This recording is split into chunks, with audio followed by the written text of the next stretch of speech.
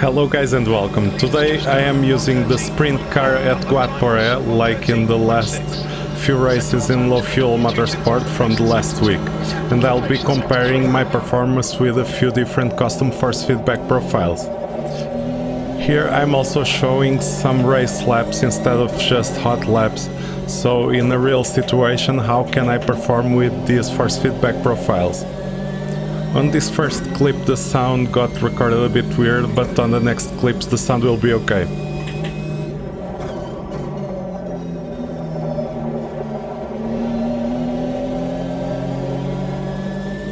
Here I was really deep in it, fighting for position, getting that laser focus, following this guy.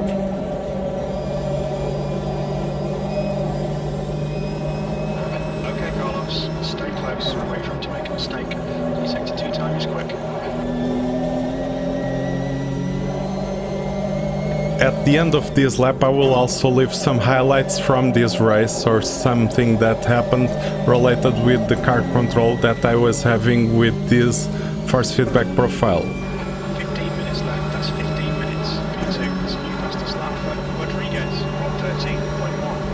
The lap time was at 1:13.2. Here I was a little bit on edge and I didn't even notice that back marker moving closer to me.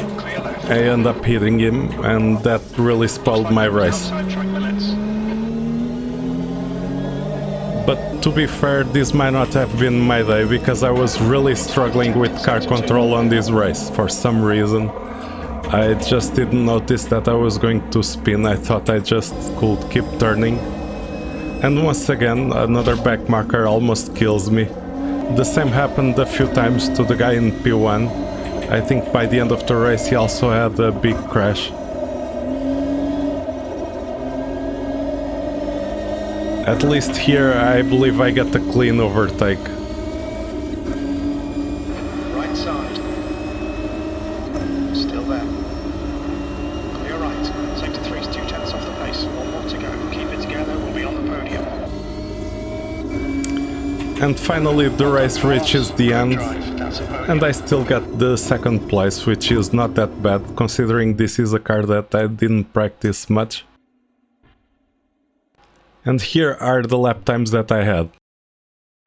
Here we go for another race. This time I'm using a completely different file. This file uses a low force boost slider as a compressor or something like that, which is a bit hard to figure out. That slider can make the force feedback feel quite different depending on the value, at least to me after using it for a while. Here I'm surviving to keep this position. I'm trying to still defend. This guy is really close to me, but hopefully I'll be able to start pulling away from him. Especially on cold tires, usually it can be a little bit tricky to push hard at the first lap of the race, but I think the track is not so cold and I'm able to actually keep pushing the car, warming up the tires and just creating a gap to the guy behind. And by the end of the first lap I will be able to start lapping in the way that I really want without having to worry about defending. P2 behind is increasing. It's now 1.4. Now this is going to be my fastest lap of this race using this force feedback profile.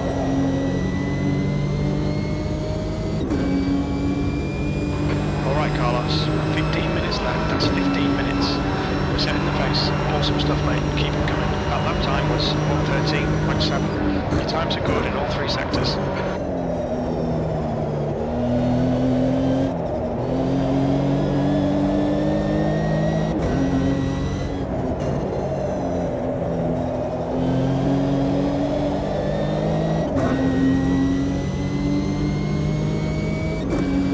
Sector 1 time's okay.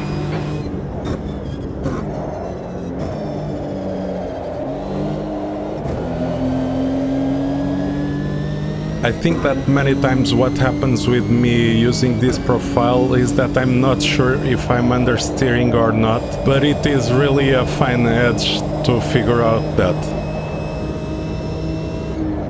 Sector 2 time is okay.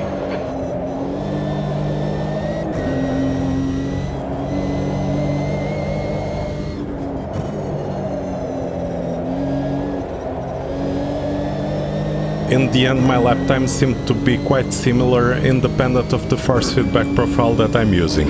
Fastest lap, you've just done a 1:13.1. Your times are good in all 3 sectors.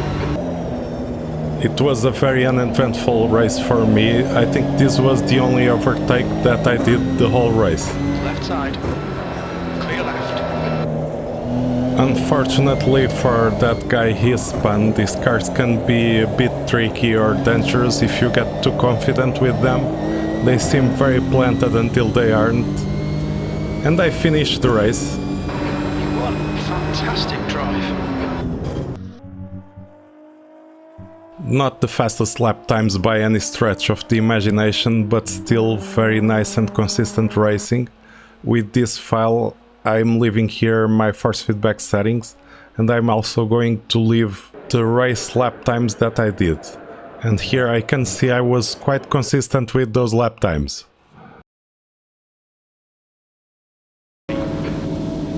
Green, green, green. And this is the third and final comparison using the default force feedback profile. At the start of the race I had to be a little bit defensive because I have this guy right behind me, and it was at first a little bit hard to shake him and to actually be able to get a gap from him. Otherwise I'll be a sitting duck on the straights with the slipstream, especially on the main start-finish line straight. I really need to have some distance there.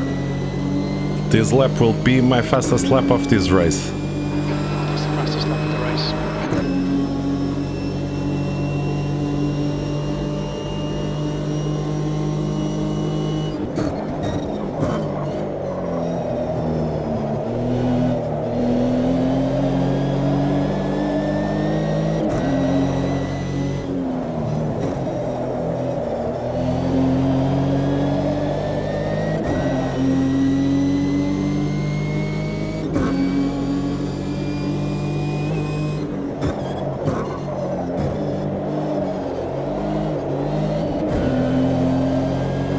Sometimes I wonder if I will drive better when I don't have cruise shift in my ear distracting me.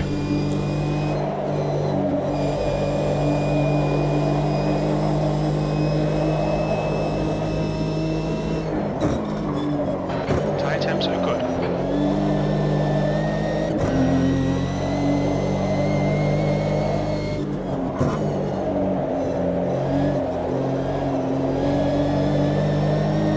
I was surprised to pull this lap time with the default plus force feedback profile. Fastest lap of the race. All 3 sectors are pretty quick. Okay, Carlos, 15 minutes left. On That's lap 15 5 I minutes. was a little bit too confident, trying to improve on the previous lap time, and I ended up making some errors. Here I didn't notice that the car was oversteering. In general, this was a very uneventful race, and I ended up only doing this single overtake on a back marker, where I had to have a little bit of patience, but otherwise very calm and uneventful race. Crossed the finish line in first, but P2 was not that far ahead behind me, so I still had to be careful and consistent with this race. Pretty similar lap times, but let's see the post-race lap times to figure out of these profiles which one was the most consistent.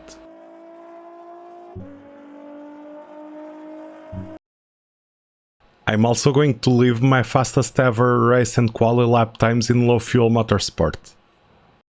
Hope you guys have enjoyed the video, thank you for watching until the end, and don't forget to leave your comments, likes and subscribe to the channel for more content.